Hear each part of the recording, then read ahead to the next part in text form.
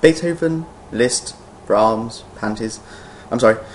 Schumann, Schubert, Mendelssohn and Bach. Names that will live forever. For there is one composer whose name is never included with the greats. Why is it that the world never remembered the name of Johann Gambelputty, die von Aschwen, Schwendesitter, Krasven Bingfried, Diggle Dangle Dongle Dangle, Bernstein, von Nacker, Frascher, Applebanger, Horowitz, Tislante, Granden, Nolles, Bildticker, Grandlich, Grummelmeier, Spotswasher, Kirchlich, Himbergen, Bandwagen, bitte ein Nürnberg, Bad Wassergesbaden, mein Weberg, Lübe, Hunsford, Grampelmeier, Schontanke, Kapsflick, bitte ein Hopfkoft auf Ulm.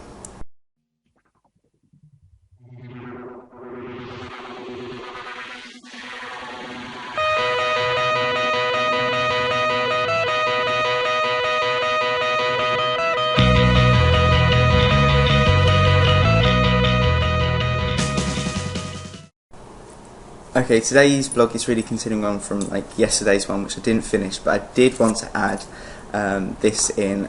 There's two girls on Facebook, one called Emily and the other one called Rachel, and they know who they are, and they are very big fans, and so they was like, oh my god, I'm so scared of talking to you. I'm like, don't worry, it's only me, I'm not exactly super famous, but Rachel did get a bit overexcited and was like, hi! She's like nearly going to faint or something, and then I was like, hi, and she was like, hi, I'm Rachel. I was like, yeah, I can see your Facebook name. She's like, oh dear, and then she had to actually just go off and scream because she was actually talking to me. So I think I have to just really dedicate this video to her because it just made my night yesterday. So enjoy. Another question he asked, he says, best and worst you might experience from a client. Well, that's different because every client is different, and it's very hard to say what the best and worst is because they can fall into different categories. And I might as well just answer the other question within this answer.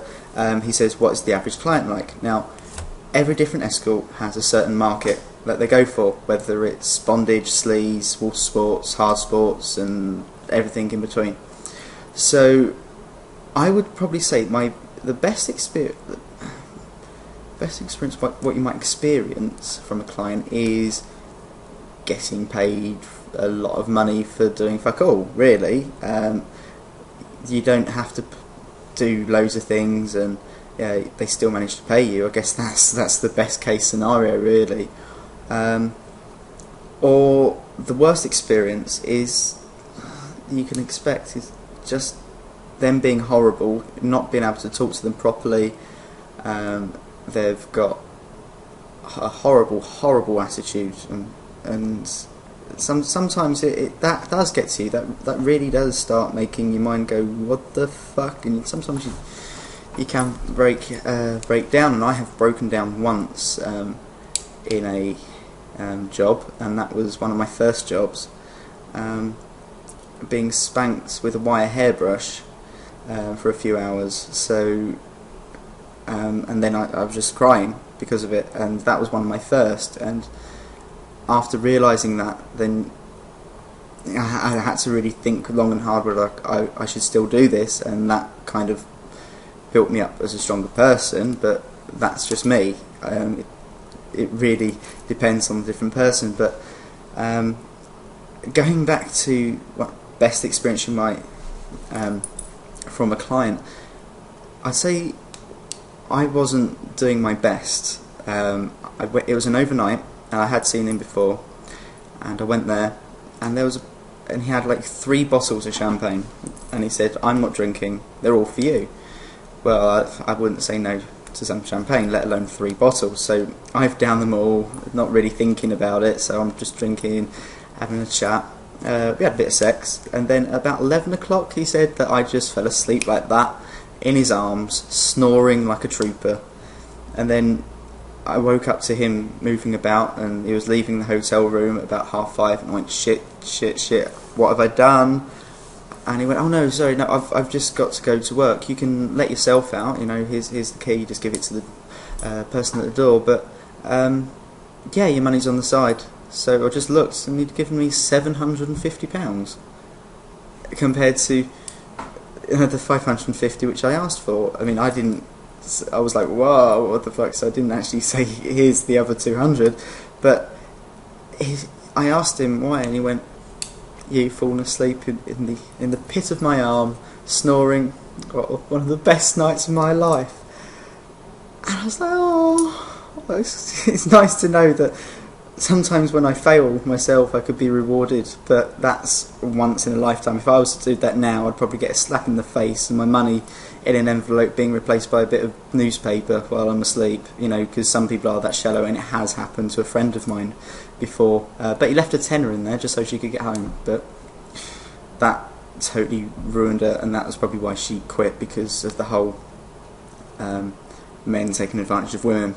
But I'd say my average client is, I get most of my clients started off being people who are local to London and live and work. So there's mainly British. London, there was just older guys, either they'd broken up from their wives or they were just single, and I'm going to mute my MSN right now.